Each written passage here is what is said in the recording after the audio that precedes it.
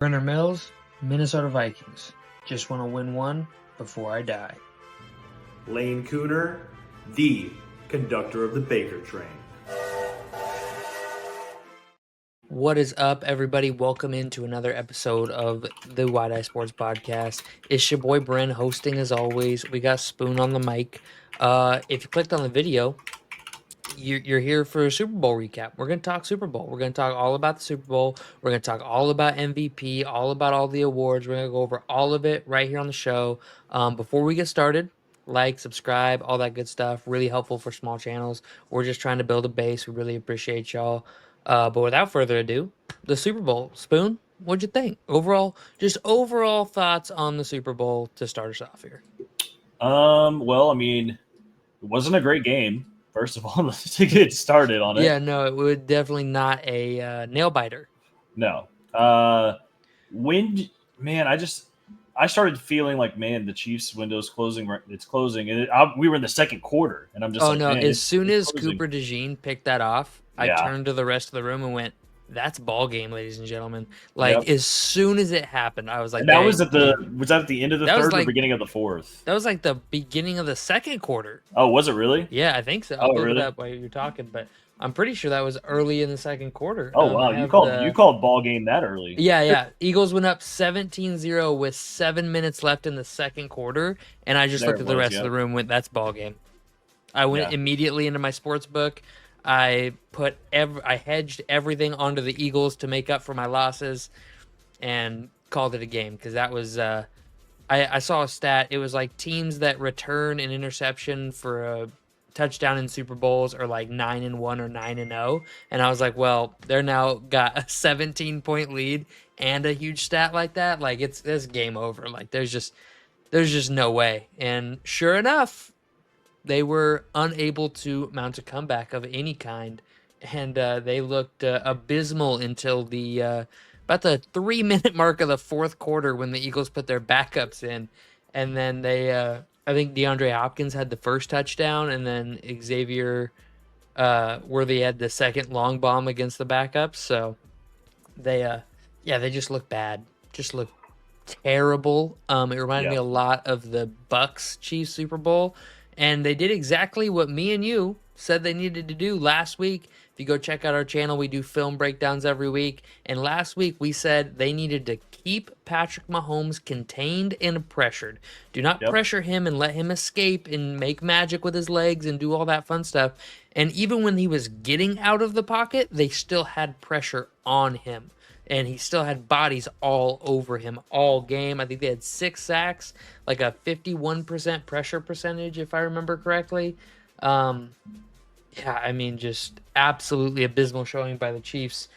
I don't know what your thoughts on this are. First off, I would like to start by congratulating I was gonna say, I was just gonna finish it off by whenever they Yeah. went up 24-0 at halftime. I know that there were a bunch of people that were saying, "Well, Brady did it. Brady came back from 28-3. It's not over. Brady came back, like you know what I mean?" Yeah.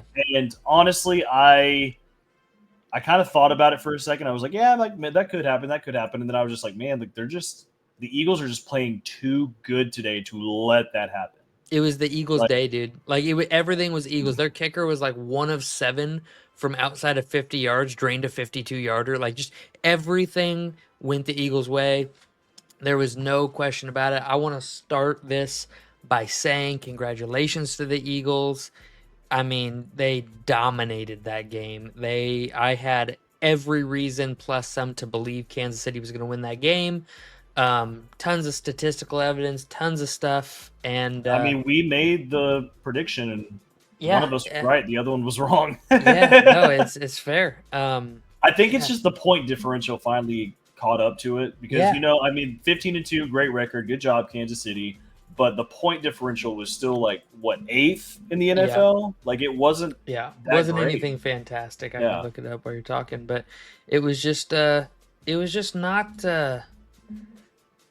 what you would expect from the Chiefs by any means. I'm still kind of flabbergasted over the whole thing that they came out and put up that poor of a performance on 42 dropbacks. They didn't blitz once. They got 6 sacks, pressured him 50% of the time. I mean, like that's literally how I feel. Like I can't even express how I feel about this game because it's so off the wall and so unexpected. Well, I remember a conversation I was having too. I was talking to my buddy, and I was like, "Man, like people kept talking about Chiefs making history for three-peating, and we were almost done with the third quarter." And I was like, "Man, they may make history by not scoring a single point in the Super Bowl, the first Yeah. team ever." Yeah. And then I mean, look, obviously they finally started scoring, but I think the Eagles did let off quite a bit. Yeah, no, they I had their mean, backups in. Yeah, I mean, they were up 34-0 at one point. So, yeah, they probably were like, yeah, we can let off a little bit. Like, they can score a few points. It's not that big of a deal. I mean, before the Chiefs scored their last touchdown, they were already celebrating on the sidelines, already dumped the Gatorade and everything. Yeah, already dumped a Gatorade on Sirianni at that point, which was lime green yellow if you had that bet. Yep. I looked it up. Chiefs were 11th in point differential. They had a plus 59. The Eagles were second, right behind the Lions. Lions had a 222, which is insane. The Eagles were second with a 160. So that shows you how far away the Lions were over everybody else in point differential, but that didn't matter. They were first. They were a one and done team. So, but yeah, congratulations to the Eagles. There's not a whole lot to say. They don't lose a ton of people. They're gonna lose probably Mekhi Becton. They got a couple defensive guys, but that team is gonna be scary for years to come. Just plain and simple. There's no two ways about it. I mean, Hurts is. We talked about it last week. We can talk about it again real quick. A lot of QB1 top 5 quarterback talk for Jalen Hurts now that he's won the Super Bowl. I'm gonna go out and say there are still seven other guys for sure I would trade 1-for-1 with Jalen Hurts. Like if I had Jalen Hurts and I was an Eagles fan and another team offered me, Joe Burrow, swap, no question asked. Like, there are still 7 other guys that I would take over Jalen Hurts. I definitely believe with the Super Bowl win, you could put him into the top 10, and I wouldn't bat an eye at that. I would be totally good with that. But I said last week he was in that 8 to 15 range, and last week we'd ranked him I think 12th is what we had him. I think we had him at like 12 or 13. Yeah. And, with a Super Bowl win, you move up a couple of spots. That's totally fair. Yeah. I just don't see him as a guy that I'm going to take over Jaden Daniels for the I next see 10 I years. see people putting him in the top 5 quarterbacks in the NFL right now, and that's kind of crazy. I think that's it's definitely high. It's crazy. It's insane to me. Because he played a great game though. If I he led the team in rushing yards and passing yards. So played a great game. He is possibly the best game manager in the NFL. End of story. He runs that offense to max efficiency. Like he's not throwing the team on his back and creating the plays. He's running the scheme that's laid out for him to a T, and it's awesome and good for him for doing that. But that's what game managers do. Like that's what Jared Goff does. Game manager. The Lions won 15 games. Like that's what they do.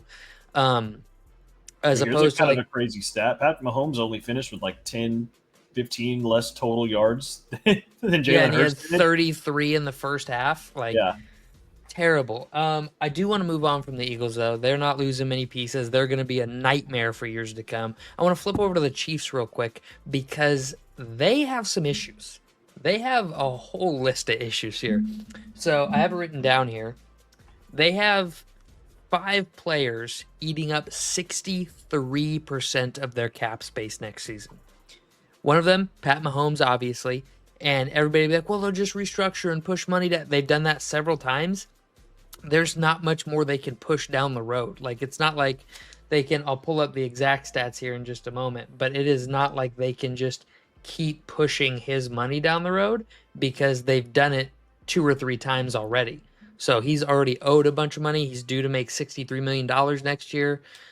Chris Jones, who just had the holdout last season and just got this new deal, he's due to make $35 million next season.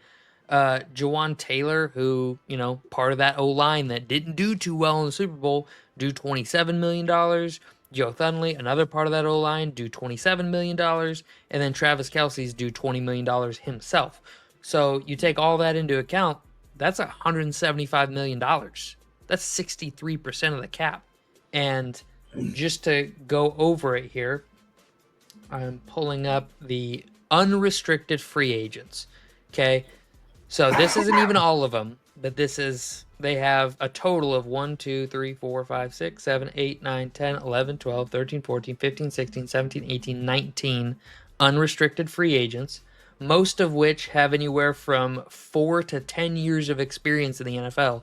So that locker room is losing a ton of pro playing experience. Some of the names: DeAndre Hopkins, starter; Justin Reed, starter; Marquise Brown, starter; DJ Humphries, not technically a starter, but a key piece, a key cog that they switch in and out of that offensive line. Justin Watson, huge special teams guy for them. Samaje Perine, kind of, special teams, third down back type situation. Nick Bolton, huge piece. He'll get an extension. Juju Smith-Schuster, Kareem Hunt, Melcole Hardman, Keith Taylor, all tons of other guys, but just more backup-y named guys. And like I said, not like marquee names. They're not losing the Chris Joneses, the Patrick Mahomes. They're not losing those guys, but they are losing 5 of their receivers. Yep. Like, that's huge. And you can just turn it over in one offseason. You can definitely do that, but it's going to take some work, and this team is going to look vastly different next year. And I pulled up Pat Mahomes' money breakdown. So to this point, he has been paid 35, and these are all reworked numbers, right? He had reworked these in the past and pushed money down the road. So he signed that $250 million deal, right? Or was it $500 million deal? $500 million. Yeah, yep. $500 million deal. So far, he has made $35 million, $37 million, $37 million. Sorry if you can hear my phone going off in the background. So that's altogether, that's a little over $100 million of that in the first 3 years of the deal. So in the final, what's it, 1, 2, 3, 4, 5, 6, 7, final 7, they have to pay him the rest of the $400 million. They already have 2 void years tacked on for $60 million apiece in 2032 and 2033. So in those years, they're going to have to pay Patrick Mahomes, who will be 37, so it's not very likely that he's out there slinging the ball at that level at that age. They will be committed $60 million, unavoidable. I can't talk. I can't say anything. We got Dak Prescott making the most money this year. But you have a way out. You have a way out in a couple of years. They are stuck. So in 2028, 2029, and 2030, he's due 32, 34, and $45 million. Okay. So they could push some of the money into those years, but then you're looking at 5, 6 straight years of $60+ million cap hits. Your franchise will not survive that. Especially from a 34, 35, 36, 37, 38-year-old quarterback at that time who makes a lot of plays with his legs. Like, Pat Mahomes isn't going to age like Tom Brady and play till he's 45. Like, his arm ability and athleticism make up a majority of his game. And it's one of the best we've ever seen. And I'm not trying to sit here and say, like, oh, he's going to be washed. But it's a lot like Aaron Rodgers. And Aaron Rodgers was able to make a small comeback when he was 38, 39, later in his career with Matt LaFleur. But he had loaded teams around him. And he was pushing money back. And they're not going to be able to do that then. This is disgusting. Absolutely disgusting. So, yeah, they just have a lot of holes, a lot of things to fill. They're currently the favorites to win the Super Bowl next year, which kind of surprises me. But we'll see. We'll definitely see. You got any more thoughts on the Super Bowl, the Chiefs' future, anything like that? Going crazy in the I was going to say, what about Travis Kelce? You think he retires? I don't think he does because it's a lot. If he had won the Super Bowl, I think he retires. I don't think he retires with the loss in the Super Bowl. Okay. And back to the receivers you were talking about. Honestly, they're keeping Xavier Worthy, which was the only receiver that really did anything for them in the Super Bowl anyway. They have an aging DeAndre Hopkins, aging Juju Smith-Schuster, aging Hollywood Brown. Well, so they don't have Juju. He's a free agent. Yeah, that's what I'm saying. Just let him go. They're not. They didn't really do much for you anyway. They were like, it's just a bunch of big names that are vets. But that's the thing. It's key guys that created an atmosphere and a formula in the locker room for success, and you're losing those key pieces, and you're losing those voices behind the scenes that help young guys develop. Yeah, right? and You're losing all of that. who's to say they don't re-sign like one or two of them? Yeah. Who knows? Well, they might, but I would assume they would. Got Nick Bolton. They got it. They are 13th in cap next year, I believe, and I'll look it up real quick. 13th in cap next year. I believe in 2025. Let me look it up here. No, I am incorrect. They are 22nd in cap room next year currently, with $15 million to spend. Yeah. That's not very much. Dude, that is not what you want to see if you're Kansas City. Not a whole lot of leeway. Maybe some restructures with some key guys, like a Juwan Taylor, Thunley, maybe. Two of those guys. Maybe Kelsey takes a rework deal where he comes down to like $9 million over the next 2-3 years, but I don't think you want to sign him to a super long thing. Yeah. I mean, they'll figure it out. They'll get it done. They'll work it all out. They're professionals. They just won 2 Super Bowls. Have won 3 in 5 years. Like, they'll figure it out. They're a really good organization, but it's just a really tricky scenario and a lot of muck they got to sort through. So that's my final thoughts. You want to talk about the awards? Sure. All right, I'm pulling them up. I know you probably weren't too happy about one of them. It's not that I wasn't. All right. I mean, we got all right, most of them. Let's just start with it then. Let's just start with it. Lamar Jackson, Josh Allen. We're just gonna start there. I'll give my thoughts. Before you give that though, I just want to say I feel like we got most of those right on who won. I feel like they were. I feel like we nailed all of them. I got wrong comeback player of the year. Joey B won that, but I said he probably would. But yeah. I was gonna back Sam Darnold either way. And then I picked Quinyon Mitchell, but you correctly picked Jared Verse. So I think everything else. I mean, I know we got the coaches right. I'm pretty sure, right? Yeah, we got coaches right. We got players of the year right, and then I got MVP wrong. You said you thought Lamar would win, but you wanted Josh Allen to win. Yeah. We definitely. So I'm just gonna start with it. I'm gonna start with it. Here's my thing. I totally think Josh Allen deserved to win the MVP. I'm not trying to say he didn't have an MVP caliber season. What I'm saying is Lamar deserved it more. Lamar did more than Josh Allen did. He played in a tougher division, won his division, had way better statistical games, did everything Josh Allen did, plus some, except for the rushing touchdowns, and Josh Allen won MVP. Maybe I'm overestimating James Cook. Maybe I'm overestimating Khalil Shakir. I thought those guys played awesome. I don't know. I don't think that the Ravens supporting cast did any more for Lamar than the Bills supporting cast did for Josh Allen. It's just when you play next to Lamar Jackson, you're going to do way better. And same goes for Josh Allen. When you play next to Josh Allen, you're going to do way better. And I'm not saying statistically they didn't do way more, because obviously Derrick Henry did way more than James Cook statistically. But I think the tight ends are better. I would take Buffalo's tight end group if I had to pick today. Mark Andrews came up in the red zone late in the season for sure. Like, he did good in the red zone. Other than that, he didn't really make an impact difference. Both tight end groups let him down in the playoffs. Ironically, that's funny now that I bring that up. But I like both running back rooms. I like both receiving rooms. I like the Bills' receiving room a little more. Both offensive lines are kind of a wash. Both defenses are a wash. There was like a 0.2 difference in points per game, other than the fact that the Ravens play in a markedly better division and play a way tougher schedule. I think everything is very similar for both of them in that regard and respect, and Lamar performed way better throughout the entirety of the season.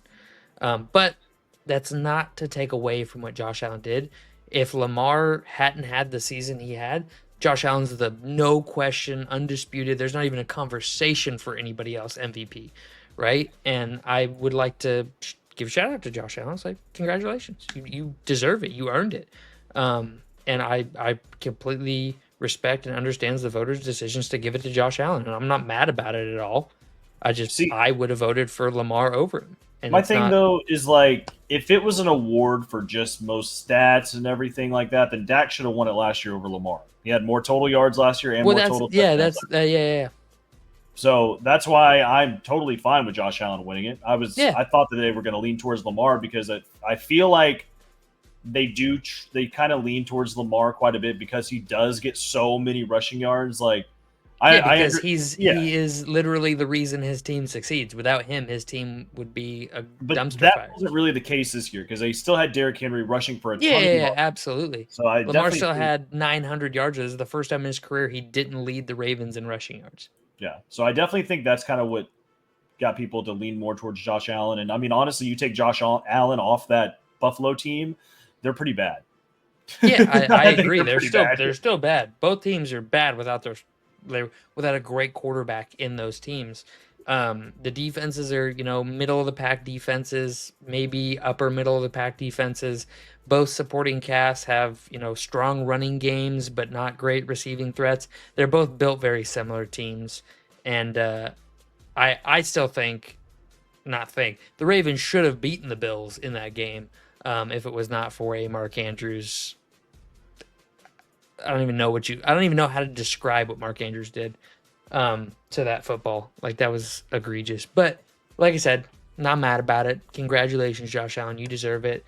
Coach of the year, Kevin O'Connell. I don't know if it's just because I'm on Vikings Twitter and, Lions fans peek over every once in a while, but I saw a lot of Dan Campbell robbed of Coach of the Year, like, all over my timeline. And the Lions were supposed to be a 13-14 win team, and they did that. The Vikings were supposed to be a 5 or a 6 win team and won 14 games. Like, this was not close to me as far as like Dan Campbell versus Kevin O'Connell. Now, Sean Payton, he had a legitimate, maybe he could get it, but yeah, that was my thing. It was that if it wasn't Kevin O'Connell, I feel like it should have been Sean Payton. I don't think I would agree with that. And I hate Sean Payton. I hate him. I know you do.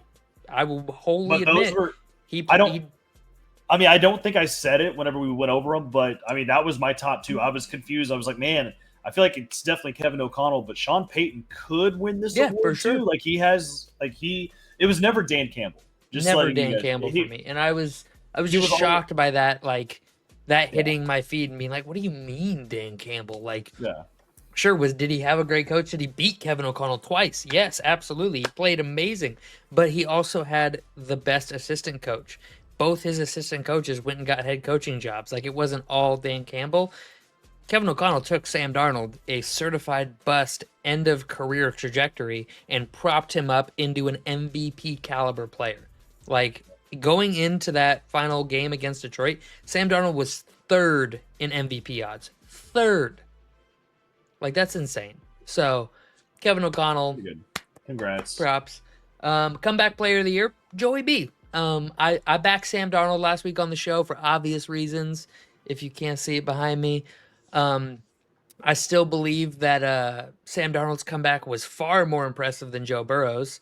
Joe Burrow's shown he can come back and play at a really high level. Yes, he missed last season and played at a very high clip, but they were trailing a lot in games, terrible defense.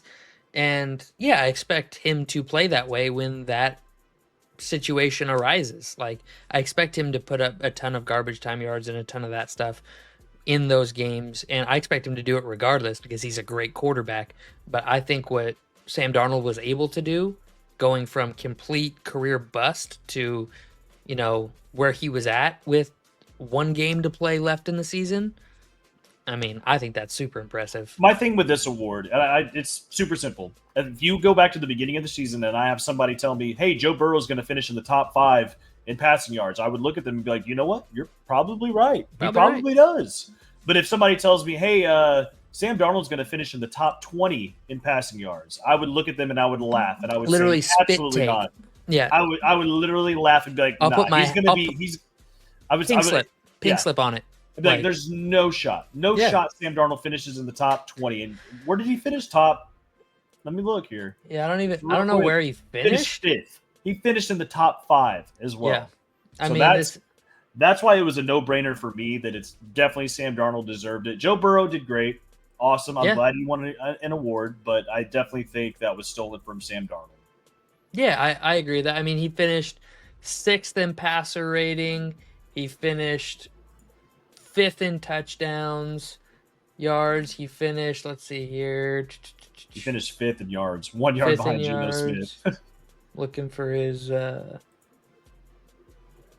can't find it. Anyways, QBR, he was a little lower because those last couple of games it really tanked his QBR, just getting destroyed.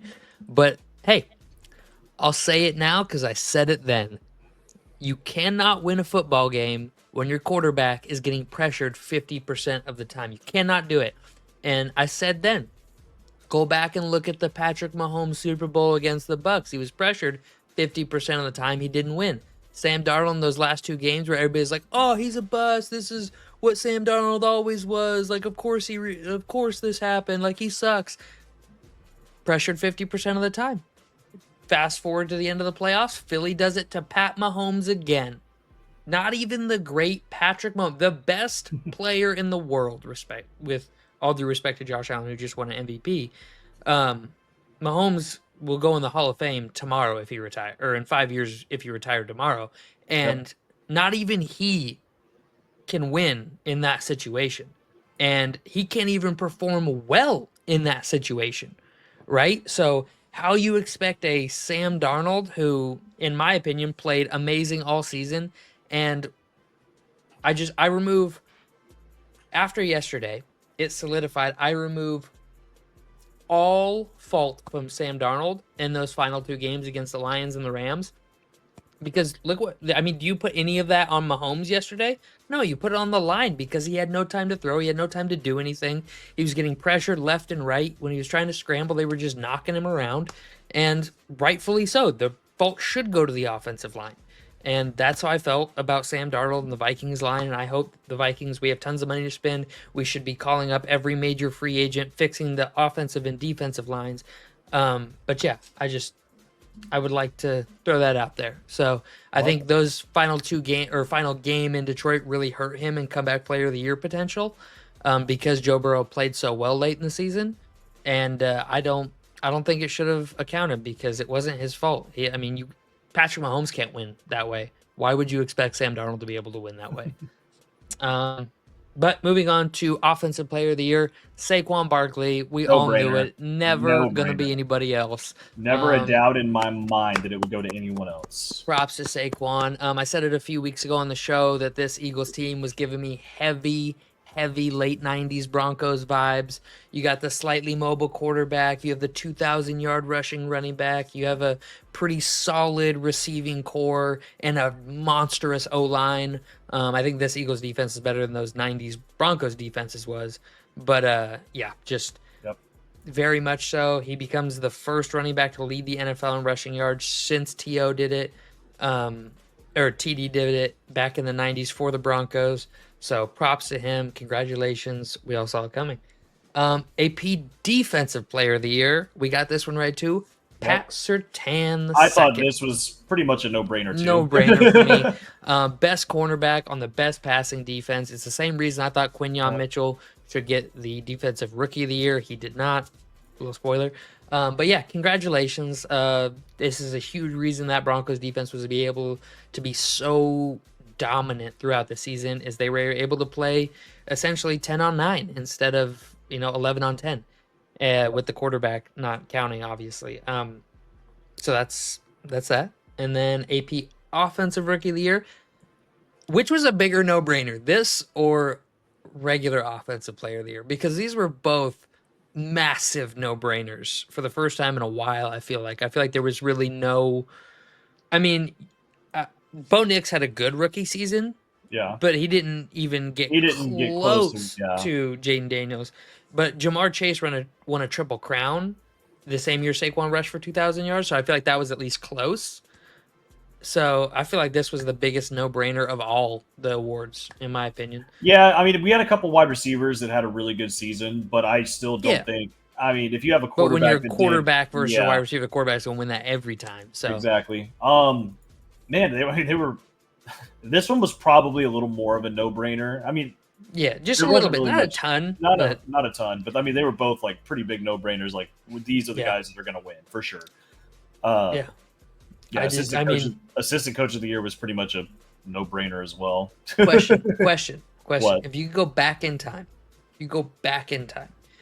Washington offers the Dallas Cowboys. We want Dak Prescott and your next 4 first-round picks for the number 2 pick with Jaden Daniels on the boards. Would you take that offer? Not 4 picks. That's too much. Too much? I Just can't do that. 4 picks in the next 4 years.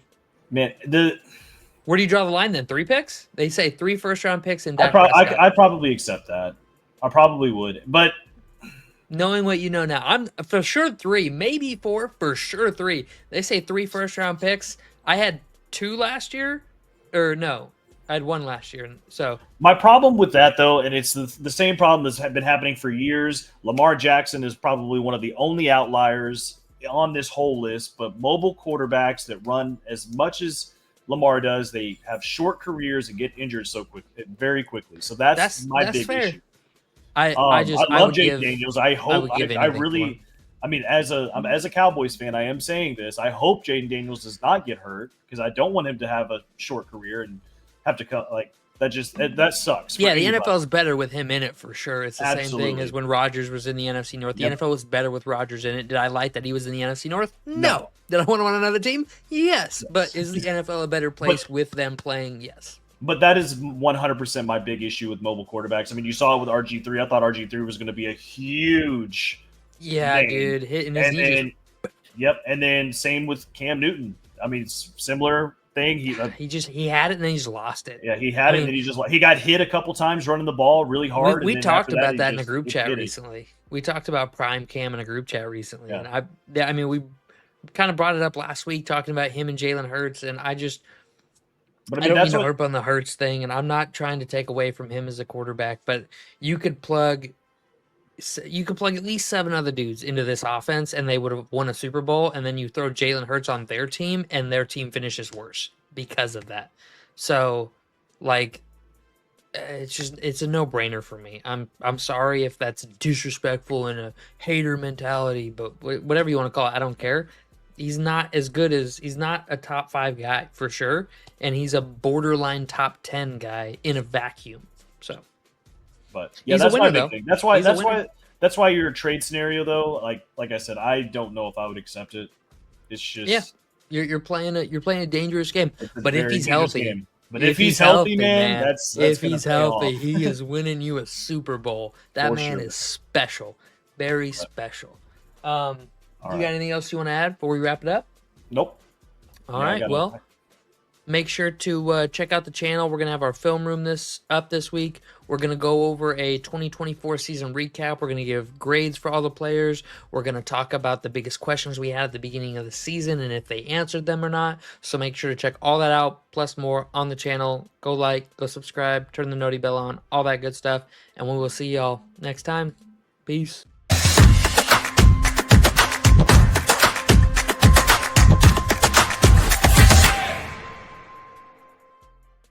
Yeah, I All got to right,